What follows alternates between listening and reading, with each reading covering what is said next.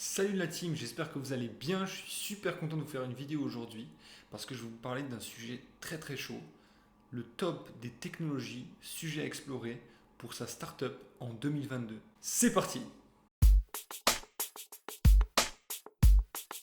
Premier sujet qui est super intéressant et très très important à explorer, c'est le sujet des métaverses et de l'identité digitale. C'est un sujet qui a été mis beaucoup en avant récemment, notamment par des boîtes telles que Google ou Facebook, et qui énonce d'ailleurs que probablement les métaverses feront partie des futures technologies incontournables des prochaines années.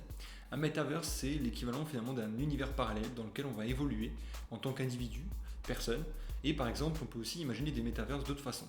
Google a travaillé sur un métaverse qui permet de faire des réunions en réalité virtuelle.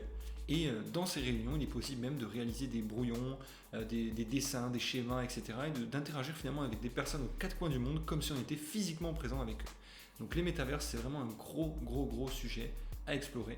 Et l'identité digitale, c'est justement la représentation d'une personne, d'une entité physique, ou d'une entreprise, de quel que soit d'autre, de tangible ou intangible, dans un monde numérique. Ces deux sujets-là combinés amènent justement à la création d'une tendance forte et potentiellement de nouveaux développements économiques à suivre. Le deuxième sujet qui est extrêmement important, c'est celui de l'automatisation et de la robotique. Il est intimement lié à celui de l'Internet des objets. Et en fait, pourquoi? C'est très simple. McKinsey a indiqué que près de 50% des process actuels que nous développons vont être automatisés. En l'occurrence, vous pouvez faire partie de ces boîtes qui participent à leur automatisation. Troisième sujet hyper important que j'ai regroupé finalement que j'ai divisé en deux parties. C'est celui du no-code et du management de produits agiles. En fait, je les lis un petit peu ensemble parce qu'il se peut que des plateformes no-code permettent le management de produits agiles, mais je vais aller plus dans le détail. La première chose, c'est le no-code. Le no-code, c'est quoi? C'est en fait un outil qui permet de développer des choses de façon informatique sans finalement utiliser une seule ligne de code.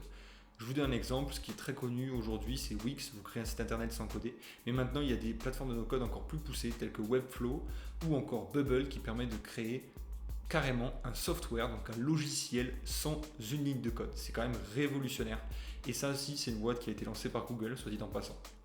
Bref, deuxième sujet, celui du management de produits. Souvent, il peut être lié au no-code. On pourrait le lier au no-code justement aujourd'hui.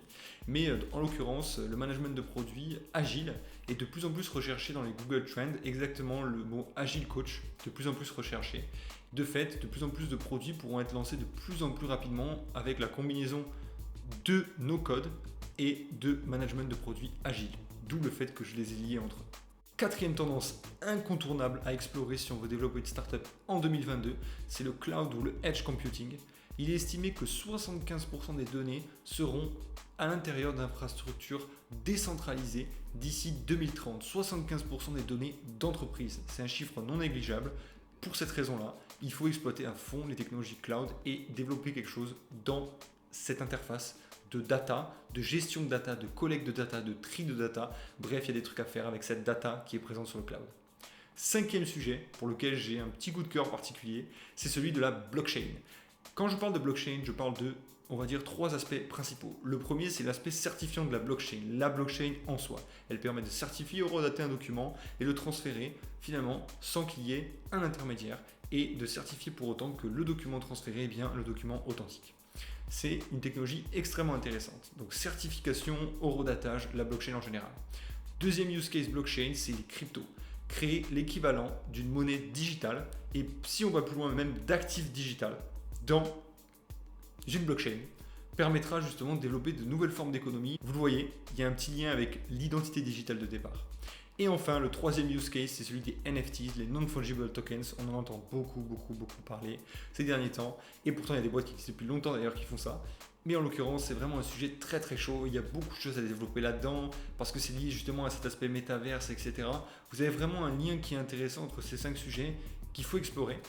Pour finir sur cette technologie blockchain, il est estimé qu'à peu près 10% du PIB sera lié à la blockchain en 2027. Et vous, dites-moi ce que vous en pensez de tous ces sujets chauds à développer pour sa startup. Est-ce que vous pensez qu'il y a des choses que j'ai oubliées? Dites-le moi en commentaire. Est-ce que vous voulez en savoir plus sur ces sujets? Est-ce que vous souhaitez que je développe plus de choses là-dessus? Dites-le moi aussi en commentaire.